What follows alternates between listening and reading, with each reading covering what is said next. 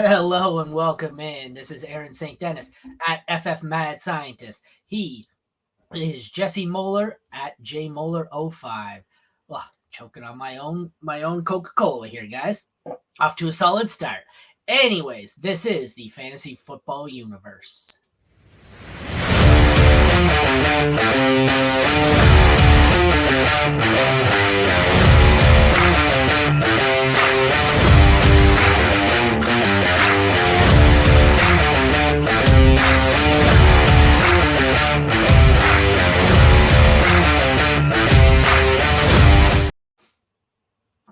When we go live and I hit the live button, it takes like 4 to 5 seconds to start processing. I forgot when we hit record, it goes almost instantly. So we came into the show and I was still swallowing my drink. So I was like, hello, choking on my fucking drink.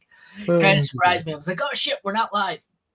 Anyways, what we are is here to do the 2024 rookie sneak peek of Alabama wide receiver Jermaine Burton. We're getting there, guys. Yeah. It's a stacked wide receiver class, not because of this guy. Not a fan, are we? So he is from Calabasas, California, and was a 4-star recruit out of Calabasas High. In 2020, as a freshman, he appeared in 10 games for Georgia.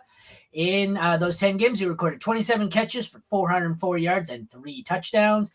Following that up with his second season and last season for the Bulldogs, 14 games, 26 receptions, 497 yards, and 5 TDs. After that season, he transferred to Bama for 2022 and appeared in 13 games as a junior, where he totaled 40 receptions, 677 receiving yards, and 7 touchdowns before finishing out his senior year in 2023 with 39 catches, 798 yards, and 8 touchdowns. So his high would be 40 catches, 798 receiving, and 8 touchdowns. So it's 2 years in Bama were productive, but not excellent. 4-year guy, transferred from one school to next. Not a profile I'm in love with right off the bat. What are your thoughts? He is a deep threat merchant. If you look at his career yard for reception, it's 18. Like, it's legit 18. So, like, every time he catches the ball, it's 18 yards. Like, this guy, he's burns. Like, this is the thing you see immediately translates on the field. His first step is burst out of the gate, and he can just cook a defense because he's that fast. He might be the fastest wide receiver of the class. Like, if he's not, he's top 3 or 4. I think I put that in his strength. This may be yes, it jumps out at you. There's obviously on the flip side, like, he doesn't have a great profile. There's issues with his route running, things of that nature, but if you want speed and you want a late, like, 3rd or 4th round pick in rookie drafts, this is probably a guy you're going to chase after because the speed is there. Reminds me a lot of Jalen Hyatt last year. We talked about this, similar stuff, right? Has issues, but just burns. I was going to say, this is Jalen Hyatt if Jalen Hyatt had Antonio Brown's off the field concerns. That's what this is right here. Measurables, not a big dude, 6 feet even, 36th percentile, 194 pounds, 31st percentile. Excuse me, I got the hiccups. He's a senior, so 22.7 years old. I mean, he's not short and skinny. He's older prospect, and he's not a big dude, which normally I would like to see on a guy who's going to be working primarily on the perimeter and deep. He's definitely not going to be winning any jump balls. What are your thoughts here? The age and measurables. Measurables don't worry me. Like, this is kind of the new prototype NFL wide receiver. Guys are like, the Xavier Legette is like the throwback where he's like a tank of a dude.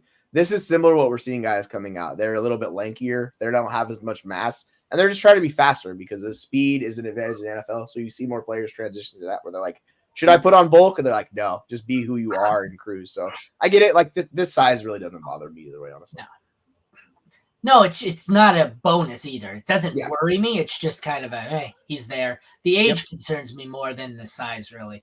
We went through the statistics here. 2 years at Georgia, 2 years at Bama.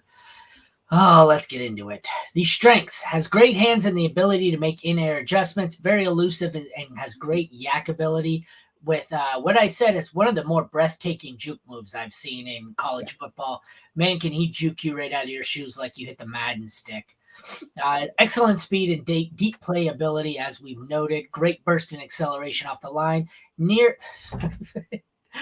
This would be me forgetting to delete something. Ignore the last one. I have to update that. What did you notice out of his strengths while I make an update? He's quite a good quarterback. Let me tell you Yeah, what. it's all I accidentally copy and pasted that from my Right.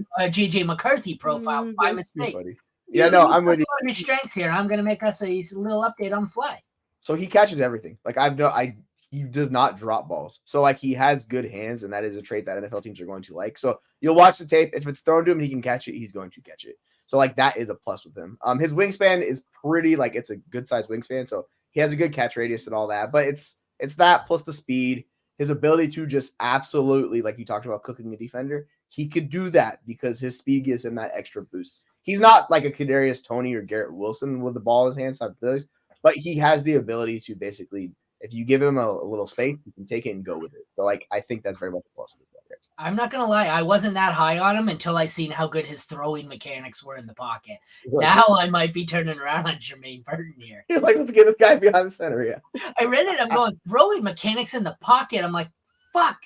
This was from JJ McCarthy. I typed it on the wrong one. This is what I was doing. I had both of them going yesterday, and I was flip-flopping back and forth because I do them section by section. Yep. And so what I was doing is I must have clicked on his when going, okay, I like this. And I'm like, not JJ McCarthy. My bad. Luckily, this one wasn't released yet. If you want to check out the full, interesting written preview here, head over to fantasyfootballuniverse.com. His weaknesses. This is a much longer conversation. Struggles to win on deep balls due to route running deficiencies. He's great at the old verticals and blowing by guys, but if he doesn't have the corner beat and has separation, he's not going to pivot you or juke you on the route running. Like he's got a good juke move with the ball in his hands. He doesn't have the same explosiveness in his route tree. Raw route running needs serious refinement and coaching.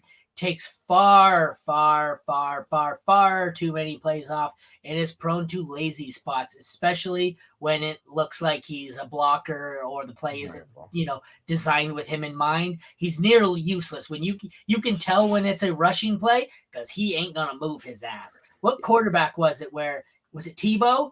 Oh no, it was Bears Broncos quarterback Cutler, yeah. Where they run that play and it's famous, the video, and he just stands there. Yeah, that's him. That's his effort level. Long list of red flags, including an on-field temper that frequently sees him take unnecessary personal fouls for unnecessary roughness or taunting. God, he does some stupid shit on the field. I don't know. Yep. I get he's a great speed guy, but he's Jalen Hyatt with red flags and off-field concerns. Just acts like a tool. Like he is the chance. Was it CJ Gardner-Johnson out there taunting people, doing stupid shit? Who was it yesterday? Zay Flowers makes that lovely catch and gets up and taunts the guy. He's going to do stupid shit like that. He's going to be Kadarius Toney, where he's going to get loose for the Giants and he's going to have 187 yards at halftime. Then he's going to get ejected for fighting. That's what this is right here. So what are your thoughts? Besides the off-field issues, I think a bigger issue of why he's not really being put in the slot more as a wide receiver is because of his route running is limited. So if he's able to improve his route running, you can free him up from the press release and get him off of coverage where you put him off the line of scrimmage in the slot. The issue is the route running limits him. So it's kind of like, which one do you have to do first, right? So you have to work on that.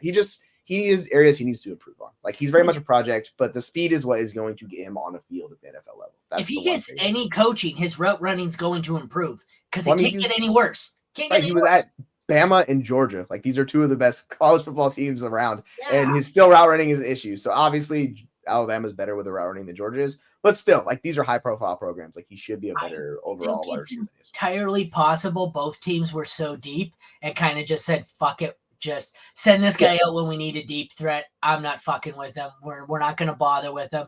I suspect if I look back at his college snap percentage, he's not on the field for a whole lot of plays. No, because they have talent all over the field. Yeah, makes sense. All righty, let's move us down here to draft analysis. This is the lowest I've projected anyone so far. I put him on day 3. I think he's probably a 4th rounder. I think he could go very nicely for the Jets. They don't seem to have much to go with Garrett Wilson. I think he could be a deep threat to kind of stretch the field for Garrett Wilson. Rodgers, if, someone was quirky enough and he could, mentor him, I could see it working out kind of like with Brady did with AB until AB had a meltdown in what was it, year 2? I could see this working out. I could see him being a nice complementary deep threat out there running wind sprints, and every once in a while, Rodgers, one of those plays where Rodgers gets the field to jump or the defense to jump and says, "Fuck it, free play, I'm going deep." That's what this guy's going to be. It's going to be, "Oh, free play, Burton, just run, and I'm going to fucking throw it 90 yards to you and hope you catch it." So I think that's a good spot for him. I think day 3, probably 4th round here to the Jets, I think makes a lot of sense. What do you have for Burton? So it depends what he runs. If he runs as fast as we think, if he's going to go like low 4.3s, 4.2, 4. Yeah, if he's pushing like really high with the speed he runs the 40, the team's just going to be like, all right, we're taking him round 2. I'm gonna look. But I think you're right. He's more likely a round 3 or round 4 guy, late round 3, early round 4. It just depends on how this process plays out for him. So he's got to show off the intangible, show off everything good. He can boost his stock, but yeah, like you're saying, he basically needs to go to a team that is lacking speed, so an older team. And then he can come in and be like the guy that takes off the defense. He doesn't even have to be a good, like a fancy player, but for NFL perspective, I think that's the allure of like, this guy can just destroy a defense doing that. So like realistically, he plays that decoy role. So if he goes somewhere like Jacksonville, I think they'll fit really well. Or another team that needs it, like Atlanta needs a guy like that because they don't. So there's a lot of places he could fit in to kind of help with that. It's just, it just depends on where it goes from here. He is estimated based on high school and college metrics as a 4.31. So, like you said, if he runs a 4.31, he's going to find himself higher in the draft than he probably should because somebody's going to overdraft a speed guy at 4.31. So, I don't think I noted that, but I think he very well could be. Did I have it? He could be the fastest guy in this draft, or the wide receiver class. Could be the fastest guy in this draft. Yeah, he's up there for sure. I don't remember saying that, but I guess I didn't write it down. But so he's a real wild card, not someone I'm going to have any shares of. This profile is just such a long shot. There are other guys that I would rather take, even in rookie drafts. Say he gets, what's best case scenario? 3rd round? I think he could go round 2. Like if he burns, like some team could take a shot. Like we see it every year. So if he gets second round capital, it's different. He's going to go in rookie drafts. He gets 3rd round capital. I might take a shot on him in like a 5th round rookie pick, but the only way I could see me owning him in any rookie drafts, taking him anywhere, is if he gets that 2nd round capital. But then if he does get the 2nd round capital, he's going to go higher than I want in rookie drafts, so I'm probably not going to draft him anyways. So yeah, I don't see me watching him a lot. Landing spot is crucial for him. If he goes to an open like wide receiver room where they don't have a ton of depth, like we talked about with the Jets, people are going to like that and they're going to tuck themselves into him more. Where if he goes to a crowded wide receiver room, right, where there's no room for him, then it's a different story. It's like, okay, we'll do that. So you want to see me low on a guy? Watch 2nd round Kansas City. He's a 112 in rookie season. You watch. Right. He goes to Alabama, to Dallas. Yeah.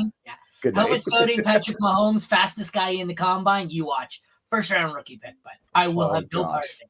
So, just wait and give it a couple of years. You'll be able to get him on waivers when he's running half naked through the end zone in Tampa Bay.